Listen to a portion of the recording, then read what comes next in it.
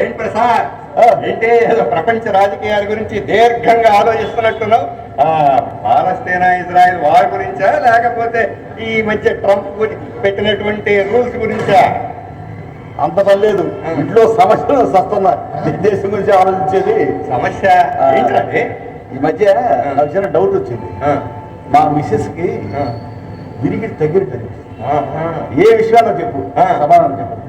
విరిగిడి లోపల డౌట్ గా ఉంది. కాకపోతే హాస్పిటల్స్ పోదామంటే మీకు తెలుసు కదా, ఆ టెస్ట్ ఈ టెస్ట్ అని తడిసి మోపిట్ అవుతుంది, డబ్బు చాలా ఖర్చు అవుతుంది. అసలు ఏం చేయాలి అర్థం కావట్లేదు. అసలు సమస్య ఏమిటి, ఏం చేయాలా అర్థం కాదు. తలబగలు కొట్టి వస్తున్నారు. మీ ఆవిడికి వినపడుతుందా లేదా అని పరీక్ష చేయించాలి, అంతేగా? దీనికి ఏముందా, నేను సింపుల్ గా ఒకటి చెబుతాను విను. ఇప్పుడు మీ ఆవిడ ఇంటికి వెళ్ళేటప్పుడు ఏదో వంట చేసుకుంటానో పని చేసుకుంటానో ఆవిడ తిరిగి ఉంటుందిగా, నువ్వు వెనక వినరా పూర్తిగా, నువ్వు వెనక నుంచి వెళ్ళు.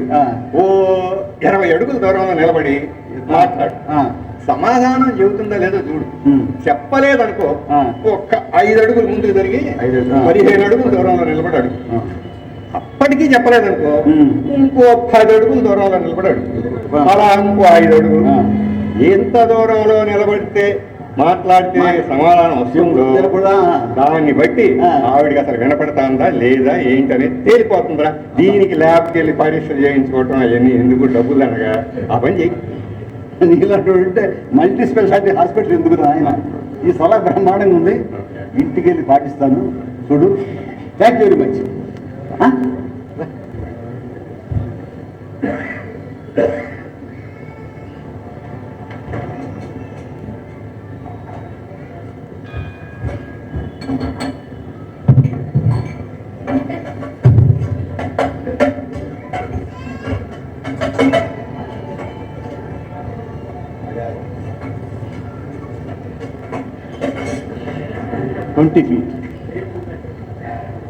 సుజాత, ఈరోజు టిఫిన్ ఏంటిది? వినపడ్డా.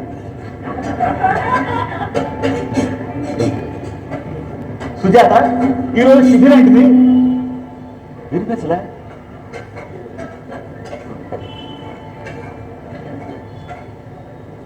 సుజాత, ఈరోజు టిఫిన్ ఏంటిది? వినపడలేదు.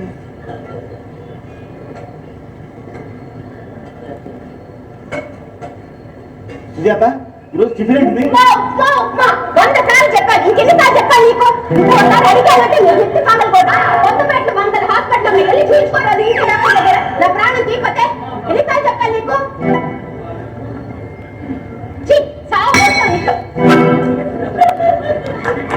అంటే వినపడకపోవడం మాటన్నమాట.